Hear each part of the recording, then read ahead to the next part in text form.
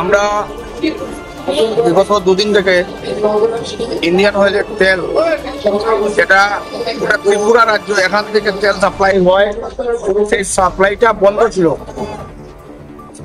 বন্ধ থাকার কারণে আমরা দেখলাম যে এটা পাবলিক সাফার হচ্ছে, পাশাপাশি সরকারও সাফার হচ্ছে। এই তো তৎক্ষণাৎ আমরা দলীয়ভাবে সিদ্ধান্ত গ্রহণ করেছি যে এখানে কতিপয় কয়েকজন একটা বাধার সৃষ্টি করেছেন যে তেল নিয়ে যাওয়া যাবে না, এটা ওনাদের ব্যক্তিগত লাভালাভের ব্যাপার থাকতে পারে। কিন্তু আমরা কোনোভাবে জনগণের অসুবিধা হোক বা সরকারের বদনাম হোক, কারণ আমরা সরকার পক্ষে রয়েছি, তাই আমরা তৎক্ষণাৎ জেলা বিজেপি এবং প্রশাসনকে সাথে নিয়ে যারা অয়েল ট্যাঙ্কারের মালিক রয়েছেন, ড্রাইভার রয়েছেন, তাদেরকে আমরা আশ্বাসিত করেছি যে আপনারা যেভাবে গোটা রাজ্যের তেল সাপ্লাই দিয়ে মানুষকে সহযোগিতা করছেন, সেইভাবে মানে পুনরায় আবার তেল লোডিং স্টার্ট করুন। এই অনুযায়ী আমাদের আশ্বাসিত প্রশাসনের প্রচেষ্টা, সহযোগিতা সবকিছুতে মিলেই এখন অয়েল ট্যাঙ্কার গাড়ি দলে দলে ঢুকছে। আপনারা দেখতে পাচ্ছেন এখানে অলরেডি একটা গাড়ি লোড হয়ে বেরিয়ে আসছে, আরেকটা গাড়ি ঢুকেছে, আরেকটা গাড়ি ঢুকেছে।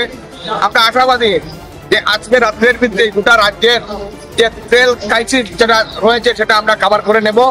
আমরা কোনোভাবে কাউকে আমরা সরকারের বদনাম, সরকারকে কালিমালিপুত আমরা কোনোভাবে করতে দেবো না।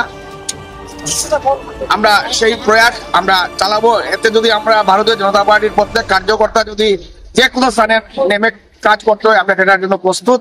আমরা সরকারকে এবং সংগঠনকে কোনোভাবে আমরা কালিমালিপুত করতে দেবো না।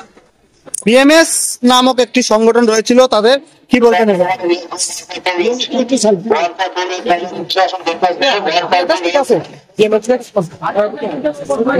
বিষয়টা টোটালি আলাদা। বিএমএস রাষ্ট্রীয় স্বয়ংসেবক সংঘ, একটা শাখা সংগঠন, এটা রাষ্ট্রীয় স্বয়ংসেবক জানে। আমি বলেছি যে কতিপয় কিছু মানুষ, এটা আমি বিএমএস এর জায়গায় এটা রাষ্ট্রীয় স্বয়ংসেবক সংঘ দ্বারা পরিচালিত, তাই কতিপয় কিছু মানুষ এটা প্রচেষ্টা করুন সরকারের বিপক্ষে কাজ করার চেষ্টা করবে, তাকে আমরা সরকার বিরোধী বলে আমরা মনে করব, জনগণের বিরোধী বলে মনে করব।